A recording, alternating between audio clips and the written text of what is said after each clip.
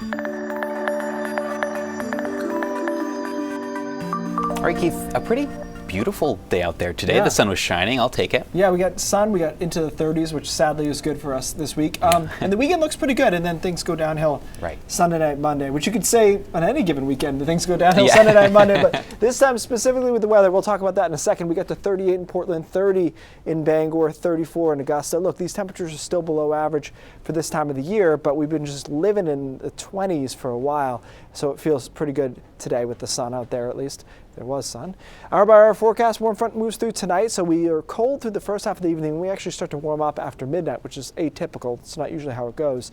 Good deal of cloud cover around tomorrow. Temperatures 40 to 45 degrees, so it'll feel reasonably nice, and it will be dry, so you can do whatever you want to do, hiking, anything like that, or snowshoeing, I guess, into the mountains, where we'll be in the upper 30s for high temperatures.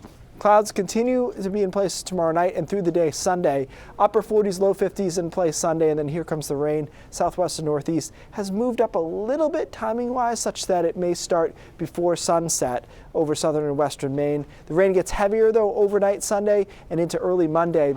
And these really heavy bands of what you see is orange and red there are likely to be not only our heaviest rain Monday morning, but also correspond with our heaviest wind gusts. Those two things often go together in this particular setup.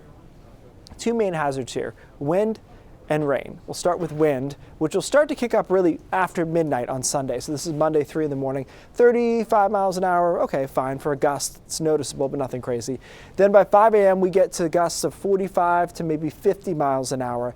And the heaviest wind settles into the northern midcoast and down East Maine between 7 and 10, it looks like Monday morning. We could see wind gusts between 50 and 60 miles an hour, maybe up to 65. That would be the high end of things right along the coastline on Monday morning, and then by Monday afternoon, things settle down. That was a lot to take in, so here's an easier way to look at it. Wind gust potential here, 45 to 55 miles an hour in the orange, 55 to 60 miles an hour. And again, a stray 65 mile per hour wind gust can't be ruled out. I don't think there'll be many of those, though.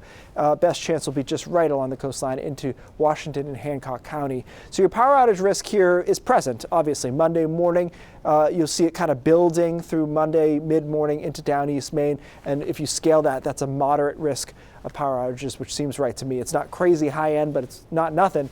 Rainfall amounts, not nothing either. 2 inches, a couple of 3s being popped out by a few models. If those 3s correspond with areas of snowpack, there could be some flooding in those zones.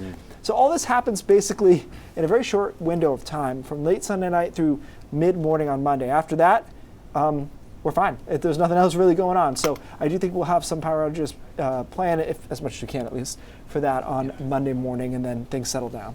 All right. Thank you, Keith. Yep.